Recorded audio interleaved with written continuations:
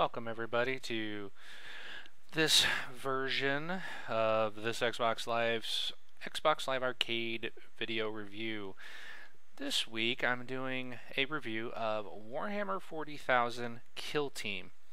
If you are familiar with the Warhammer 40,000 universe from games such as Dawn of War or the tabletop game, you'll understand exactly what this game is about.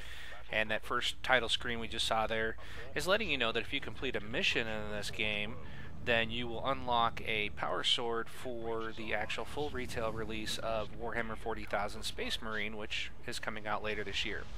So they're kicking a little bonus if you buy this. Basically, I think this game is designed to be kind of like a preview or like another storyline for that full game coming out. Now the full game I don't believe is quite this type of game. This is a twin stick shooter, where I believe the other one is a third person shooter coming out this fall. But this game was a lot of fun. I really, for the most part, really enjoyed it. You get a campaign, there's your main menu, and also you do get a skirmish mode which you can unlock, but you do have to play each level to unlock the skirmish mode for that, or survival mode actually. And there are only 5 missions throughout this entire game. It is a really short game. It does sell for 800 Microsoft points, which is $10, and I do think you could get the value out of that depending on how you are able to play this game.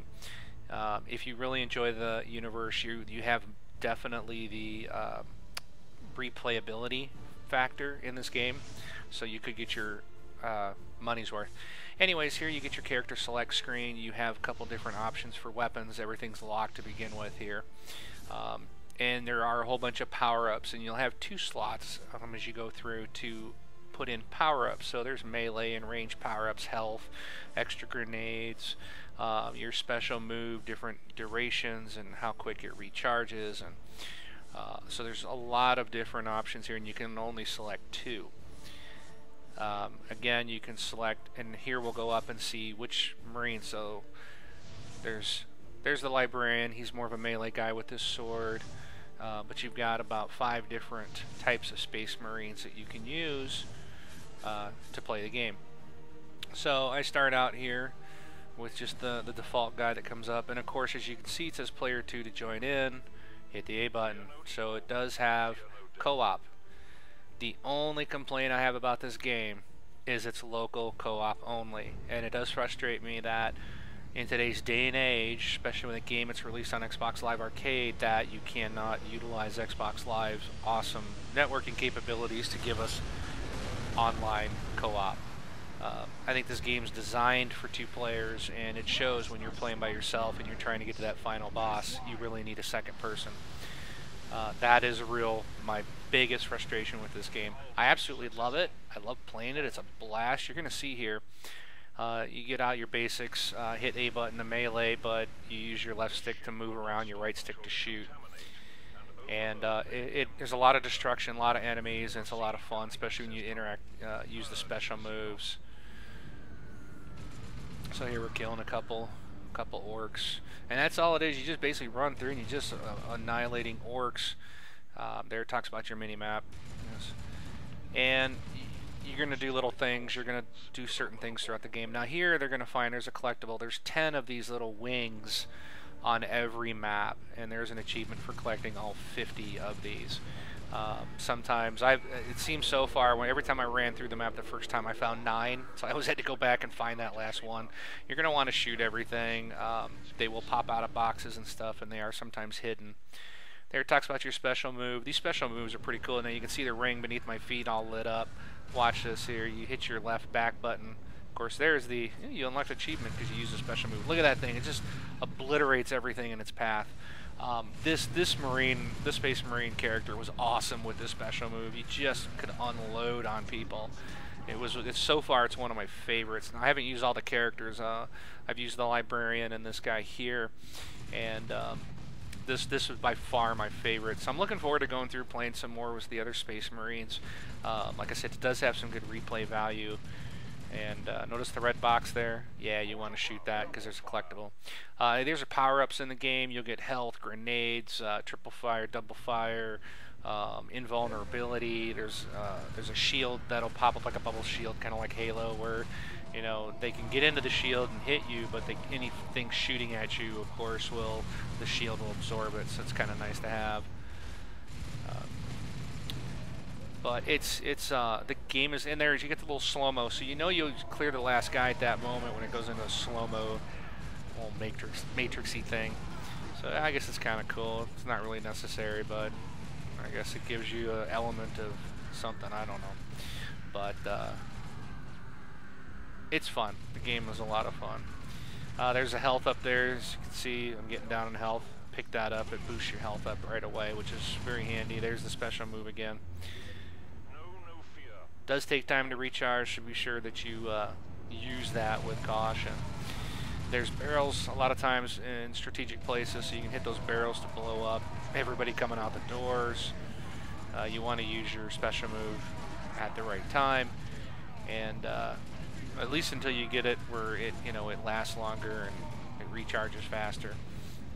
So the game will go through. It's not all just about shooting. You will have obstacles. There's going to be, like when you go through here, you go into this next area, and you're going to have a mission. You got to go up and hit this button to lower the elevator, and the whole game is going to have a sequence of things like you need to destroy these ships, you need to destroy these vehicles, you need to do this, you need to do that.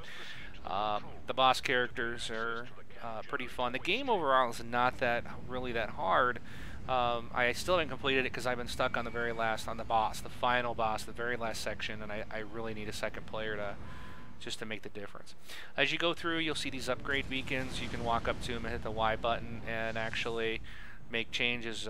If you've unlocked something like there, I think it's the health duration or something, it's unlocked, or my health, or unfortunately on my screen I'm reading right now, it's too tiny to tell.